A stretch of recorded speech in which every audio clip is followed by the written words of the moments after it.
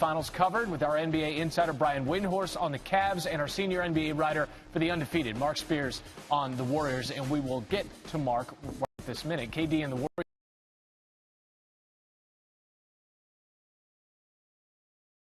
Warriors, Mark, 11-0 run to close this one out. How was the Warriors offense able to be so effective in crunch time to get this one on the road? Well, they've been very great on the road all year. We've been talking so much about their record. We haven't talked much about how they are on the road. There was one stretch that really stood out to me when they went a back-to-back at Houston and then followed up at San Antonio and fell behind at San Antonio and came back. To me, and that was without Durant, that this team was certainly special on the road, but they're just always poised.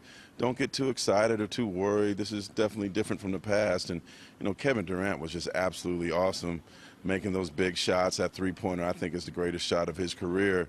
And that's just how they've been all year. They haven't gone behind too many times, but when they do, they don't get too rattled. They don't. They can come back from seemingly any deficit at any point in the game. Since March 14th, Mark, the Dubs are 30-1. Only loss against the Jazz April 10th, and Klay Thompson sat that one out to rest. How do you put into perspective the run that this team has been on for nearly 3 months now? Yeah. Well, they haven't lost in almost 2 months.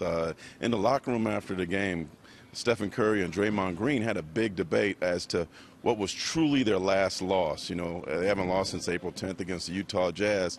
Steph Curry went all the way back to February 4th when the Warriors lost to the Kings in Sacramento, and he said that was the last time they lost with a full complement of players. But he and Draymond also said, well, Steve Kerr got ejected in the third quarter, so that one doesn't count either. But I think they count this Kings loss going all the way back before the All-Star break as a last true loss with their whole group together. And when they mentioned the Utah loss, it's like we weren't trying to win that anyway. We were trying to get rest. So it's hard to tell when their last loss really was. Full complement of players, nearly 4 months. All right, Mark, stay close for just a second. Let's go over to Brian Windhorst, who's with the Cavs, our NBA insider. And Brian, you tweeted last night, and this was telling, I've never seen a basketball game like this. You've seen more games than most people. What did you mean by that?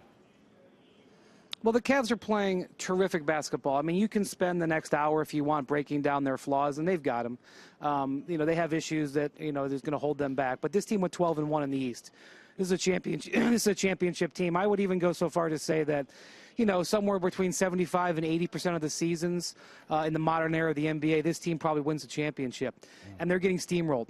They're getting steamrolled because the team that is playing against them is historically great. They can't even make one little bobble because the margin of error for them is non-existent. And that's just something I've never seen before. I've never seen the high-level basketball the Cavs are playing. And LeBron and Kyrie Irving played high-level basketball last night. Kevin Love played one of the best defensive games of his career. Considering the stakes, it was probably the best defensive game of his career.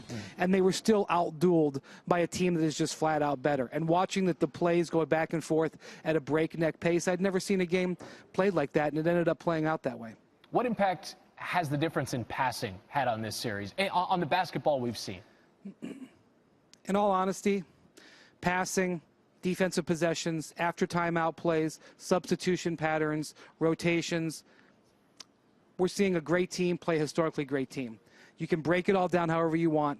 The Warriors have 4 of the greatest players who've ever been assembled. That's what you saw. As great as Kevin Durant was last night, he disappeared for a quarter and a half. And it didn't impact the Warriors' ability to win because they have other stars. If LeBron had disappeared for a quarter and a half, it would have been a 30-point game. It is incredible to me how good the Warriors are. What Mark was just saying about how since their last loss, this I know. They haven't lost with Durant in the full lineup where he was able to finish the game since February 13th. I've never seen anything like it.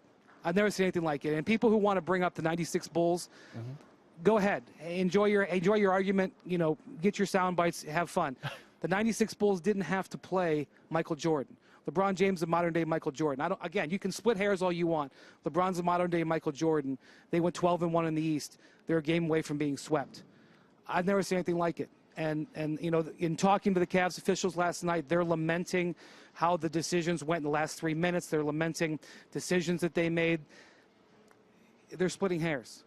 They're playing the greatest team I've ever seen. It's the greatest team they've ever seen. LeBron said it. It's the greatest team I've ever seen. Most firepower I've ever seen.